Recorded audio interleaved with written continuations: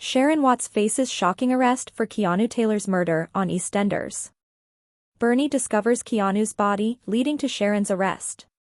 ITV2's reality show, Loaded in Paradise, imposed strict rules to keep contestants apart. EastEnders plans hour-long special for Lucy Beale's death anniversary, hinting at surprises. Speculations rise, including potential returns of characters like Jane Beale. After Sharon Watts is arrested for the murder of Keanu Taylor, EastEnders shows her shocking Walford exit. Sharon is the main suspect as the details of Keanu's horrifying death come to light. In poignant moments during the most recent journey to Walford, Sharon Watts of EastEnders was taken into custody for the murder of Keanu Taylor. On Christmas Day in the Queen Vic, Linda Carter fatally stabbed Keanu, and the other members of the six assisted in burying his body. When the cafe floor fell and Bernie discovered the decaying corpse, she was with Alfie Moon, but at first she didn't realize it was her big brother's body. Bernie was shocked to learn that the body was Keanu's in tonight's episode when the cops told her so. When Sharon was visited by police to deliver the awful news, she first responded with a confused expression before breaking down in tears and expressing her love for Keanu, as if she was unaware of the tragic news of his death. Kathy Beale made an unexpected entrance just as the police were heading out of Sharon's residence. She advised Sharon to pretend that she had just learned about Keanu's passing while pointing out that she ought to pay Bernie a visit. In a moving moment, Bernie sobbed while Sharon watched in shock, trying to figure out why someone would want to kill Keanu. Naturally, on their fateful wedding day, Linda stabbed Keanu to death to prevent him from strangling Sharon. In an attempt to comfort Bernie, Sharon said that she would always be there to watch out for her. The topic of conversation then shifted to Karen Taylor, who had not yet received the devastating news that her oldest son had passed away.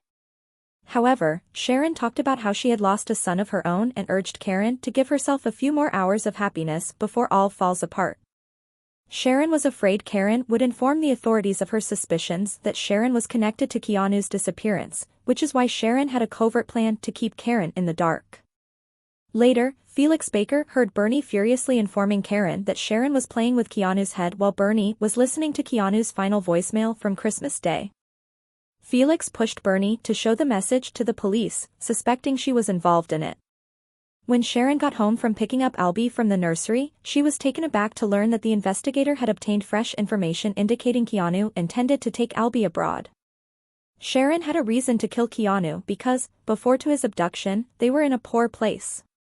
After being shocked to learn that she had been charged with murder, Sharon quickly convinced Bernie of her innocence.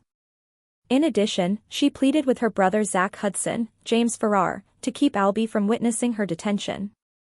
Bernie was seen sobbing as she threatened Sharon, saying that she would receive what was coming to her, while the guilty Linda looked on.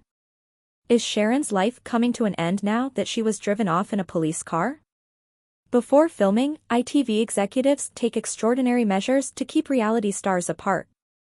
Exclusive, Jen Akin, star of Loaded in Paradise, talks about what fans don't see her doing while expressing her reluctance to join the cast of an ITV2 show. Behind the scenes, the cast members of Loaded in Paradise were compelled to keep their distance from one another. Supervisors made sure the glitzy participants on ITV2's reality show didn't get to know one another by enforcing stringent guidelines when the cameras stopped.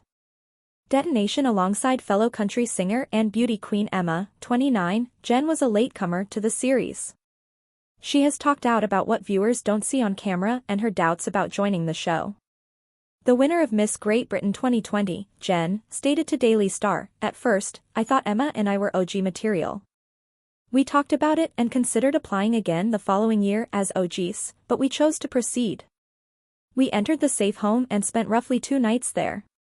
Before we were divided up, we spent about 30 minutes with the other couples. In an attempt to keep everyone apart, they sent in these enormous security guards, but 2 of the girls were able to slip into Emma and my room and bring wine and other goodies, so we had a nice chat for an hour. Behind closed doors, we forged an alliance, but the following day, they were voted out. There were people around to make sure we didn't talk to each other, so we couldn't spend too much time together." The 31-year-old Jen continued by saying that, only hours into the tournament, her and Emma's strategy ruined and didn't work out as planned. Jen clarified, saying, "Our aim was to enter and make everyone think we were foolish, but as soon as we entered, our strategy fell apart." Since we both participate in beauty pageants, we entered with competitive minds, but our strategy was thwarted when our desire to become friends overshadowed our competitive nature. In the show, contestants compete in pairs for a chance to win a gold card worth €50,000. On the other hand, other players are notified when the card is used, enabling them to swipe it.